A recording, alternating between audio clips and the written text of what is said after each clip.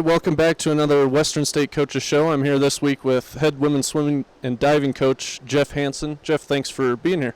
Thanks for having me, Garrett. Well, Geoff, you're off to a great start of the season. Already 3 wins against Adams State, the first in program history since being reinstated in 2012. Beat CSU Pueblo on the road and then CC Tigers last week. Talk a little bit about how the season's started. It started out really strong. We're well ahead of where we were at this point last year. I think to a large degree, just having a coach here for the first month of the season on deck, just to organize and help get the women started out with the season. Last year I didn't arrive here until nearly the end of September, so we got a little bit of a late start last year, but that's a credit to also how the women prepared over the summertime to be ready to go here this fall.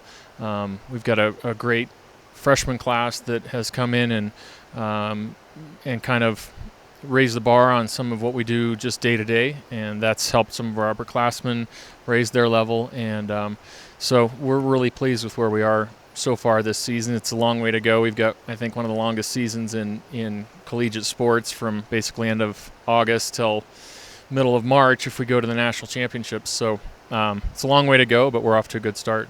Well, and you're not only winning, but you're putting up really good times, already breaking some records, and right now ranked 24th in the country in D2 in terms of times.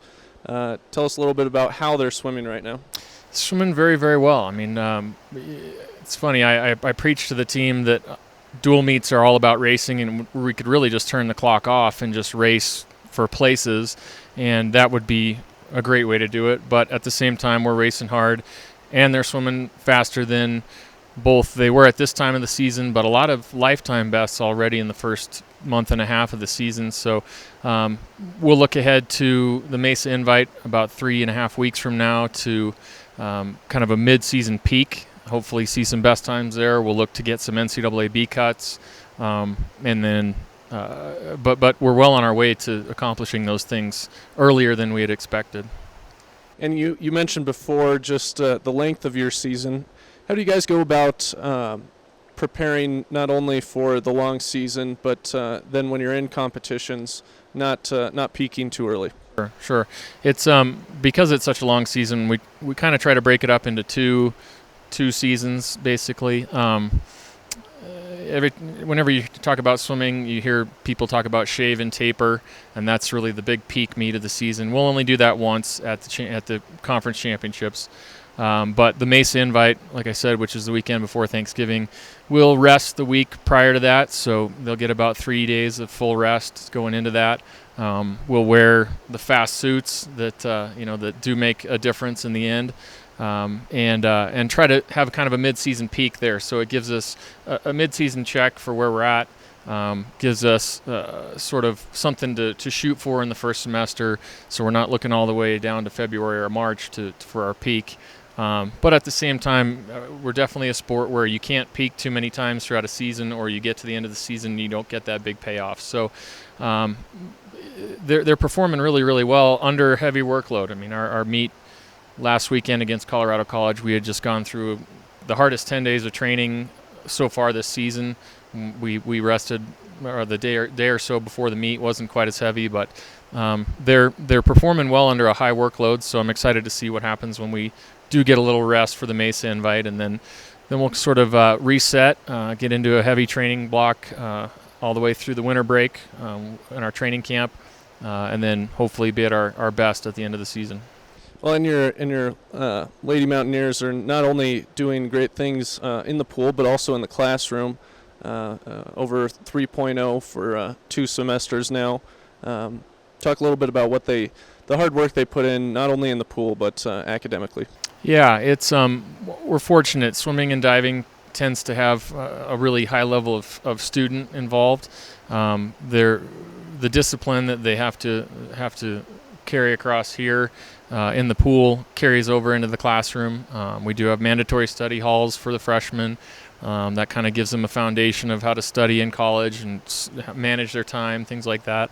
And at the same time, the team has goals academically, just like we do in the water. So, we were fortunate to win the Breckler Award last year, and we're shooting for that as another goal this year.